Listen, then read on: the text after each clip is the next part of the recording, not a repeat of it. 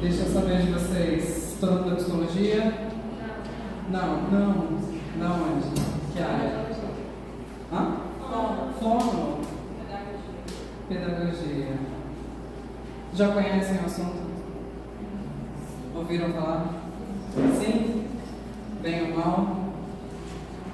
Não importa. Mas conhecem o quê? Só escutaram? Chegaram a estudar? Na faculdade? Não. Na faculdade? Que faculdade? Que bacana. E teve um tópico da síndrome de Gillian.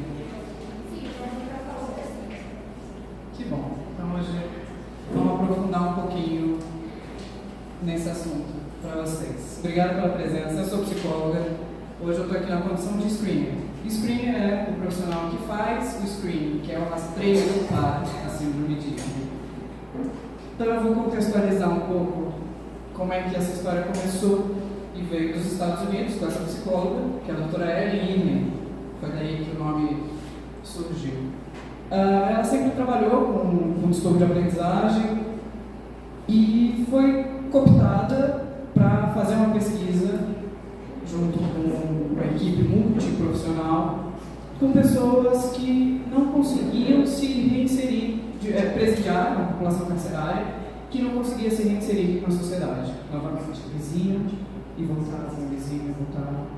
Então, foi um estudo de 3 anos, foi uma pesquisa muito longa, e ela percebeu uma particularidade desses alunos, que eram analfabetos funcionais, semi-analfabetos. Não gostavam de estudar, não estudavam, não terminavam nada, não conseguiam se estabelecer em profissão. Mas eles tinham uma particularidade que ela não tinha notado naquelas crianças que ela costumava atender. Não gostavam de luz. Eles tinham uma sensibilidade à luz que era muito característica. E a partir dali, ela começou a investigar. E aí surgiu, então, o primeiro nome, que foi a Síndrome da Sensibilidade Escotópica, e aí escopo vem de livro grego, que é uma alusão à escuridão. São pessoas que preferem ficar no escuro, não gostam da luz. Então ela começou a trabalhar o que a luz fazia com essas pessoas. Ela publicou isso na APA em 83. E essa pesquisa dela teve financiamento do governo americano. Então a importância, não só a valorização da pesquisa, mas a importância do tema. E aí desde 83 a gente já começa a falar da síndrome de Gillian. No Brasil é mais recente, nós estamos 15, 20 anos falando de Gillian. Mas no resto do mundo, tudo que está escuro já é um centro escuro agora. Já é um centro Gillian. Então somos mais de 170 centros no mundo, 45 países por aí, cuidando, falando e tratando dessas pessoas. Esses são alguns logos que eu acompanho também pelo Facebook. Isso aqui é uma página do Egito, que é interessantíssimo, depois vocês tiverem curiosidade. No Brasil, quem nós somos? O Hospital de Olhos, Dr. Ricardo Guimarães, em Belo Horizonte. Esse é o Dr. Ricardo, a doutora Márcia, são os pioneiros da síndrome de Gillian aqui no Brasil. Quem cuida da gente é a Fundação Hospital de Olhos, que é a instituição credenciada pelo Instituto Gillian dos Estados Unidos a fazer esse trabalho no Brasil. Então nós só temos hoje a Fundação Hospital de Olhos para fazer esse trabalho. Então eles capacitam os profissionais para fazer o rastreio. Somos quase 6 mil screeners pelo Brasil. E fazem o resto da avaliação complementar. Eu começo com a parte Belo Horizonte TI, com o exame oftalmológico. Temos o LAPAM, que é o Laboratório de Pesquisa Aplicada à Neurovisão. Síndrome de Gillian está relacionada à neurovisão. Nós vamos falar hoje de neurociência da visão. Aqui é o nosso centro nervoso, digamos assim, onde estão as nossas publicações, onde estão as pesquisas relacionadas, está ligado a FMG, a CNPq, então são centros de pesquisa, né? Centros de referência de pesquisa que a gente tem no Brasil. Então, se vocês precisarem de artigo, entrem no site do LAPAM. o apoio da FAPEMIG. O Lapan está com 7 mestrados concluídos na área da neurovisão, da neurociência da visão, mais 5 doutorados em andamento. Então é muita gente só aqui no Lapan falando de síndrome de Ealing, da disfunção da via máquina celular, que é enorme. Essa é a página da Ealing.com, é a página oficial deles. Eu só coloquei um print da tela para vocês verem o tanto de publicação que tem. Aqui só tem começou a letra B aqui, na última linha, então tem muita publicação científica no mundo inteiro. Coisa muito interessante nessa área. A área da educação, a área nós temos na USP, na área da mecânica, da engenharia mecânica, doutorado saindo, daqui a pouco eu falo para vocês. Então, eu falo que Ealing é uma área híbrida. Nós ainda não estamos acolhidos por uma área específica, mas podemos ser acolhidos por todas as áreas, porque tem muita gente estudando, muita gente preocupada em trazer dados para a gente. E isso é muito importante. Mas situar vocês agora no contexto de políticas públicas. O que tem por aí? Primeiro que a gente já tem essa petição pública já há algum tempo aí, online. Ao fim da palestra vocês vão dar uma assinada também. Está encabeçada, endereçada a Romário, se não me engano, é o apoio ao acesso ao diagnóstico e ao tratamento da síndrome de Ealing pelo SUS. A intenção da gente é que o governo nos apoie para diagnosticar e cuidar dessas pessoas. Ano passado nós tivemos uma audiência pública, em 2017, justamente para tratar dessa inclusão no SUS, e discussões junto ao Conselho Federal de Medicina. Tiveram inicialmente, antes dessa audiência, um parecer não muito bacana, mas nessa audiência eles prometeram estreitar a conversa com o Hospital de Olhos, com o pessoal da síndrome de Ealing. Isso é muito importante. Agora, em 5 de setembro, nós vamos ter aqui na Câmara Legislativa do DF uma audiência pública. Nós temos muitos políticos aqui do DF que estão engajados nesse assunto, tratando da Semana de Conscientização da Síndrome de Ealing nas escolas públicas. Esses são projetos de lei que nós temos no Brasil todo e eles costumam ser replicados, né? Deu certo num lugar, a gente vai e replica em outro. Então nós temos esse mesmo projeto na Alerj, no Rio, no Mato Grosso, em São Paulo. Então, um fez, a gente passa para o outro, olha, deu certo, vamos implementar. O que é isso? É falar de síndrome de Ealing dentro das escolas. Eu digo, Ealing não está relacionada só ao aprendizado. O aprendizado é consequência. Mas a gente começa a perceber no começo disso com as crianças que estão aprendendo a estudar, estão aprendendo a ler. Então a gente pode começar muito mais cedo. Não precisa chegar numa fase adulta para perceber que você tem uma dificuldade de aprendizagem. Então a importância de você fazer uma palestra em sala de aula, levar essa informação para o professor, é essa a intenção desses projetos de lei. Esse aqui é o meu xodózinho, Resende, a minha cidade natal, e a gente conseguiu implementar uma lei agora, em junho, no dia 7 de junho. E essa lei coloca no calendário das escolas municipais da cidade a Semana de Conscientização da Síndrome de Ealing. Então as escolas terão que falar sobre isso. Lá ficou instituído em fevereiro, então eu faço esse trabalho aqui em Brasília, faço esse trabalho lá. Começou com uma curiosidade de amigas, professoras que viram a minha página e falaram: Daniela, o que é isso?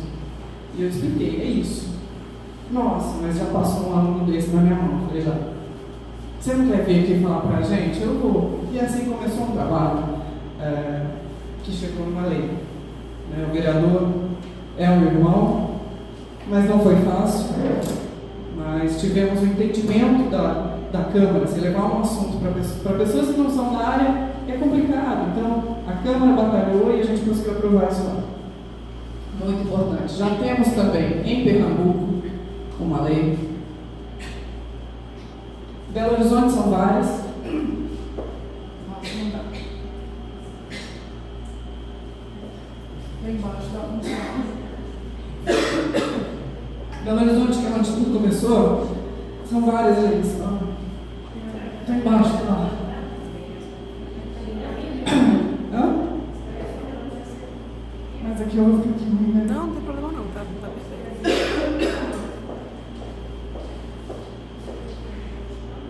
Deixa eu chegar mais pra frente.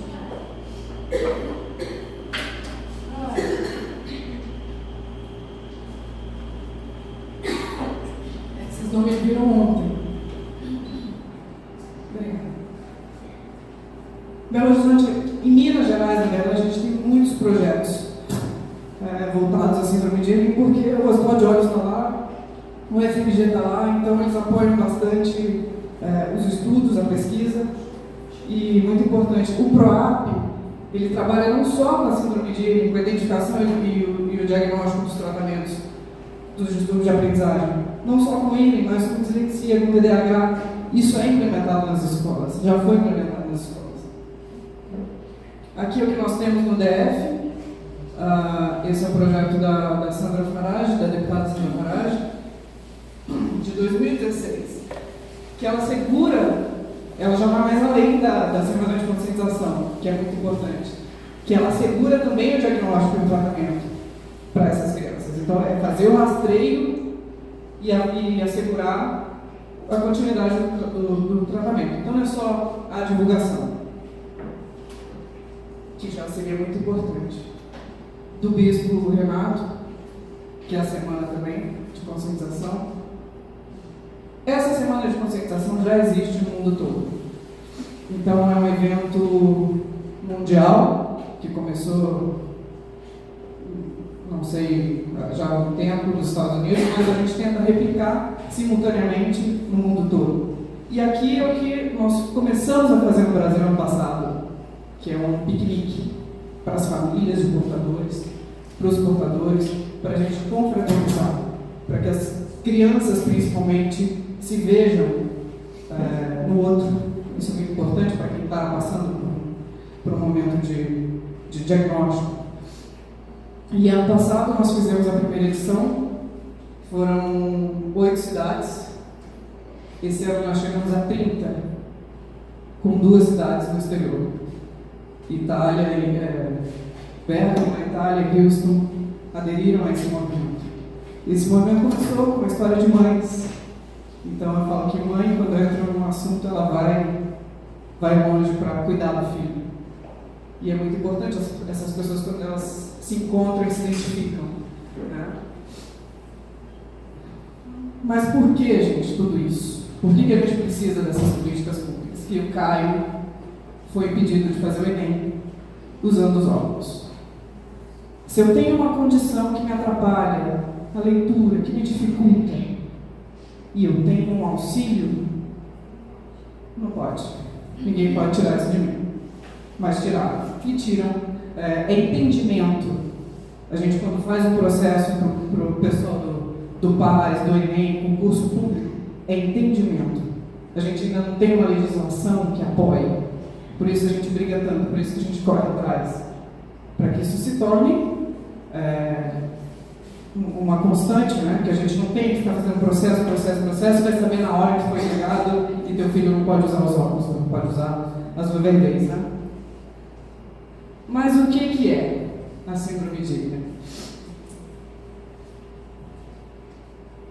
Nós vamos falar, como eu falei, de neurovisão. Agora a gente vai falar desse processo que é o enxergar. Essa imagem que a gente tem aqui, na verdade, ela é feita de luz. Isso tudo que nós estamos vendo aqui é luz que eu captei. Então, os meus olhos, eles têm essa função de captação. E a imagem vai ser passada, decodificada pelos meus nervos ópticos e levada para o cérebro. Quem está lendo é o meu cérebro. Aqui. O cérebro faz a decodificação dessa luz que entrou pelos olhos, que eu captei pelos nervos ópticos. A síndrome de Ewing, ela vai ser um ruído que acontece aqui nessa linha telefônica. Eu tenho uma via, que é a via magno celular, que vão dizer que ela não gosta de um determinado espectro luminoso que está entrando aqui. Tem uma luz dessa que me causa um ruído, e quando passa na minha via magna celular, vai gerar aqui no meu cérebro uma imagem com ruído. Eu preciso dos 3 pares de nervos funcionando direitinho para formar uma imagem direitinho. Se um deles não está legal, a minha imagem não vai ser legal. Esse é o processo da visão. Então, quando falar agora eu não enxergo bem, não, é o seu cérebro que não está vendo direito. Não estamos falando aqui da visão, da qualidade da visão, acuidade visual. Nós estamos falando de percepção. Aí, aqui. Então, na teoria, a síndrome de Irving é uma disfunção visoperceptual relacionada à exposição a certos tipos de iluminação, intensidade, comprimentos de onda e contraste, que induzem dificuldades no processamento de informação. As dificuldades decorrem principalmente em razão de déficit de processamento de informação visual pela via magna celular. Essa senhora via magna celular que é responsável pela disfunção. Por quê? Falando do que ela faz. Cada par de nervo óptico tem uma função. A via magna celular ela é responsável pelo movimento. A párvula celular é a visão estática. Nós vamos falar de visão dinâmica. Então eu junto o outro que me oferece a cor, o outro que me dá a imagem, o outro que me dá a imagem parada, a foto, e o outro que me dá movimento. E aí eu consigo formar isso tudo que nós estamos vendo aqui.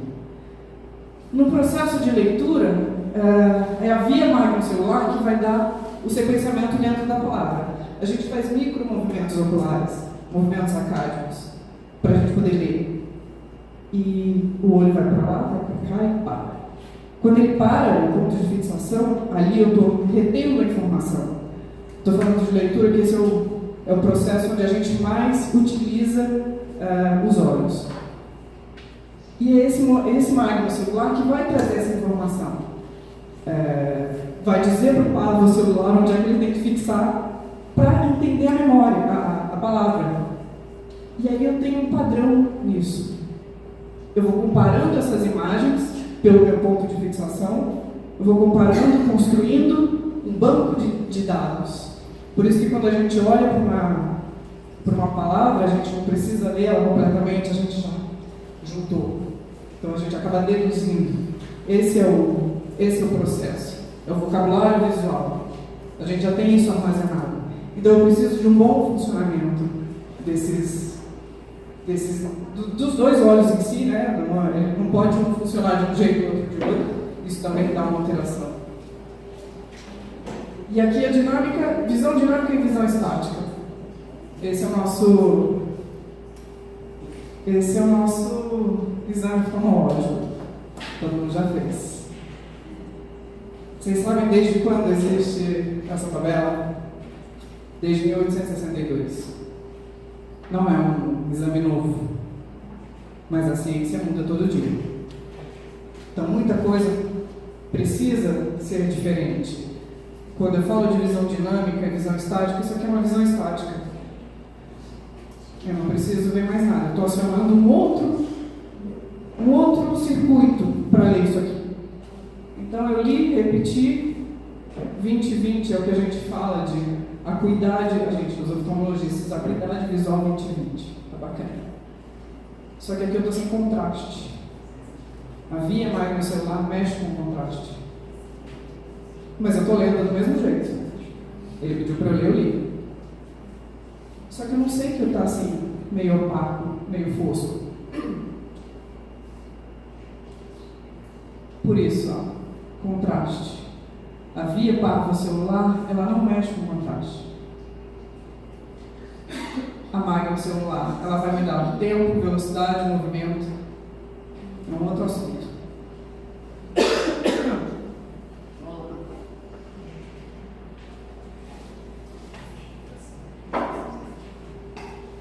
Pode sentar na frente de você. E essa acuidade visual, ela não traz a informação dos não é o sistema magno-celular que eu acesso no consultório oftalmológico. Por isso que a gente não encontra a síndrome de Ehlers em consultório oftalmológico. E tampouco vai me dar informação sobre a leitura ou o processamento visual, que é o que a gente fala aqui. Síndrome de Ehlers é o déficit do processamento visual, relacionado a essa disfunção da via magno-celular, a esse mau funcionamento da via magno-celular. Então a gente está falando do paciente invisível, que ele sai do consultório, ele leu a tabela, mas ele continua tendo dificuldade.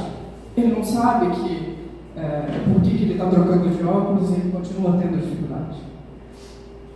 Então, o que a gente está trabalhando aqui é uma leitura para além da acuidade visual 2020. Não vamos falar dessa qualidade de visão aqui, visão perfeita de oftalmologista, né? De consultório oftalmológico. É um complemento que precisa ser modificado. E ele pode ser considerado, então, um distúrbio de aprendizagem relacionado à visão. É um DARP que a gente chama. Que ela começa pelo déficit de processamento visual, acarreta um desconforto com a leitura e, como consequência, a dificuldade de aprendizagem. Não é o começo. A gente fala que é o ler para aprender. Eu não consigo ler. O aprendizado está ali, mas eu tenho a dificuldade da leitura. Não é déficit cognitivo e não é baixa acuidade visual. Então, não vamos fazer confusão, não estou enxergando direito. Você pode estar com a visão perfeita, 20/20, mas ainda tem umas complicações que a gente vai ver no final, que são os sintomas, os efeitos de distorção. A prevalência de 1 para 7 na população geral é bastante. É bastante. Assustou, né? 46% e outras comorbidades, né? Eu falo assim, ele está muito junto com dislexia, com hiperatividade. Então, quando eu faço uma palestra para professores, eu digo, a gente entra assim, com um leque assim, e sai com um leque mais aberto. Eu estou trazendo mais uma opção, mais uma informação, e sim, para poder diferenciar agora.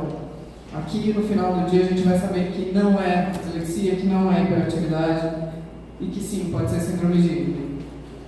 Mas ela está muito junto, 33% com déficit de atenção, com autismo, e 55% dos indivíduos com traumatismo craniano. Esse é um livro da doutora Ellen, e também pode ser adquirido. Ela tem um caráter genético, mas ela pode ser adquirida. Caráter genético, 84%, pelo menos um dos pais. De 11 a 27, os dois.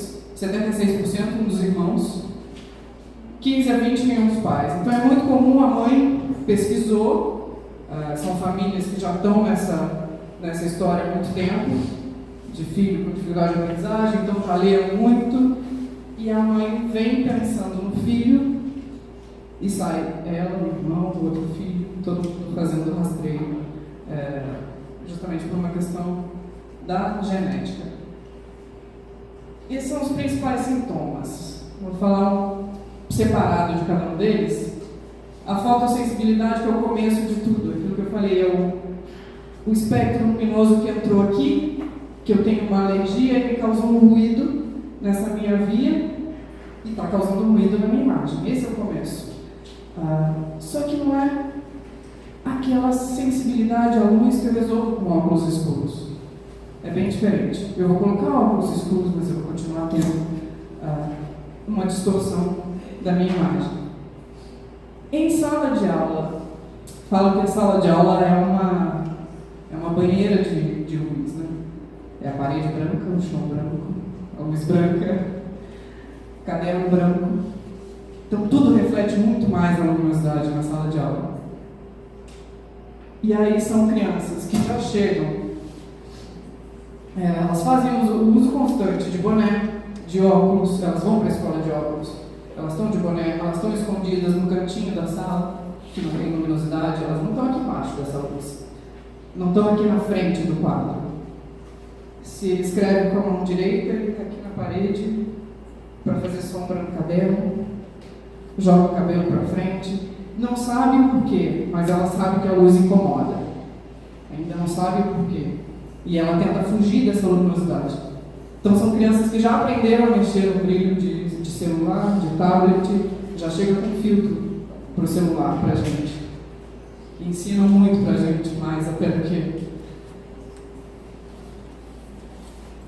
A resolução visoespacial é essa que vai me dar a avaliação tridimensional. Está relacionada a espaço, distância, tamanho. Eu falo que é um desajuste ao ambiente. Percepção de profundidade comprometida. Eu não tenho uma avaliação correta de perto, longe. Aqui é um degrau, isso aqui é um buraco. A minha imagem, vamos lembrar que a minha imagem está distorcida, está comprometida. A sensação de isso na sala de aula, no caderno. Eu olho para o caderno, eu tenho uma sensação de desfocamento, de margem, movimentação de letra. E aí, para escrever, eu tenho letra fora, letra feia, a margem fica distorcida, fora da linha. Não consigo copiar do quadro para o caderno. O outro vai só se identificando. Mais ou menos assim. São imagens, obviamente, que eu tirei da internet, mas tudo que a gente tem foi através de relato, até os efeitos de distorção, que eu vou mostrar para vocês. São relatos e aí eles conseguiram juntar em imagens. Então seria mais ou menos isso.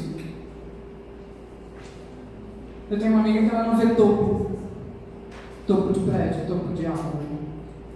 A imagem fica como se estivesse se desfazendo. Foi a pessoa que me apresentou, inclusive, a síndrome de Ilha. Isso aqui eu tirei para vocês verem que não é só a imagem de Google. É um grupo da Austrália e ela colocou essa semana. Chegaram os óculos dela e ela colocou que ela não sabia que ela via desse jeito. Está vendo aqui distorcido? Então, logicamente, que ela fez uma distorção gráfica, mas isso é um paciente de Ilha que reproduziu a imagem, que ele achava que era normal. Restrição do foco. Foco. Limita a abrangência visual. Eu estou olhando aqui. E quem tem síndrome de Ilha só vê aqui. Eu preciso ver tudo. Preciso ver a periferia, inclusive para fazer o processo da leitura.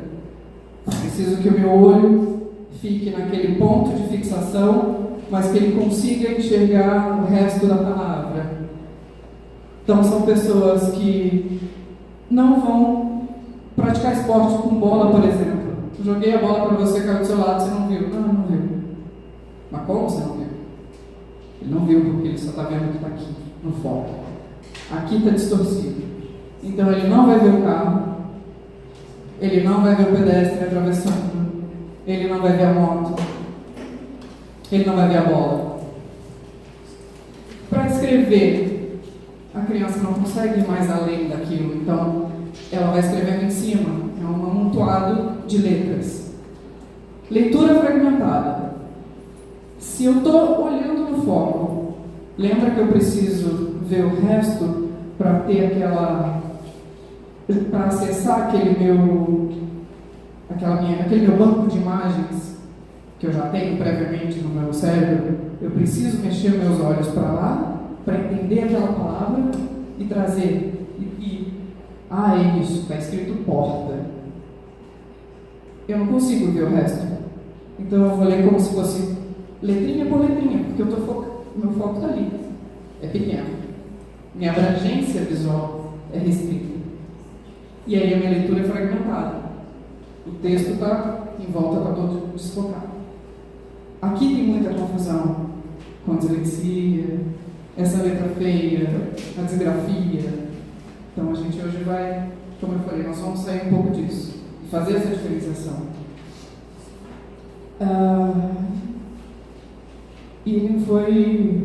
Tem um exame nas Forças Armadas da Austrália para você entrar para as Forças Armadas, fazer um rastreio da síndrome de Ilha, justamente por conta desse cálculo de profundidade, como é que eu vou atirar em um alvo Se eu não consigo calcular, se não está perto, se está longe. A gente tem uma... Se der tempo eu passo o vídeo dela. Uma menina aqui em Brasília, ela não atravessava a rua. Não sabe calcular se o carro está aqui, se o carro está longe. Dá tempo de eu ir? Não sei. Então, sai do ambiente de sala de aula. Eu falo de sala de aula porque é onde eu começo. É muito mais fácil a gente identificar no começo, com as crianças que estão tendo essa dificuldade de leitura. Esse é o alcance perceptual. Aqui é o foco. Eu tenho que ver o que está em volta, esse e esse, para eu poder fazer uma leitura fluida. Mas se eu tenho um foco restrito, ele não vai para lugar nenhum. Eu vou ficar só naquela letrinha, e aí eu vou gaguejar. E aí eu não consigo ler em voz alta, eu tenho vergonha. Olha uma escrita. Esse é o alcance perceptual no nível de escola. Eu tenho que ter aqui o meu ponto de fixação. Esse é o movimento dos olhos, o movimento sacádico. Ele pega de 6 a 8 letrinhas para lá e de 4 letrinhas para a esquerda. Então, a minha periferia eu consigo enxergar, eu preciso enxergar para poder fazer esse processo de leitura da forma correta. O oposto no árabe, só lembrando. Então aqui, ó, eu vou do U, mas eu já estou vendo esse outro, então isso aqui eu já consigo fazer muito rápido. Só que se eu tenho uma restrição, isso não vai fluir. Né? É mais ou menos isso. Todo mundo consegue ler? A gente já tem essa memória. Parece fácil. É para ser fácil. Então, assim, eu invertendo essa figura, essa foto dessa palavra bagunça, por exemplo, eu já tenho no meu cérebro. Eu sei que aquilo ali é uma bagunça. Mas a gente já tem esse arquivo pronto. Manutenção da atenção. Essas informações visuais, elas vão ficando menos nítidas com o passar do tempo. A gente vai se esforçando muito mais para fazer esse processo todo da leitura.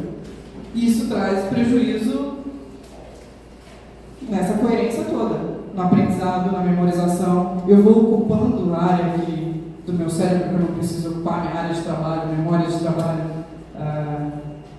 prejuízo na velocidade da leitura e o esforço físico. Isso é cansativo. As tenopias são sintomas físicos dos olhos. Quem tem ele pisca muito, justamente para tentar, parece que eu não estou vendo, aí pisca. E o olho arde, o olho pega fogo, tem areia no olho. São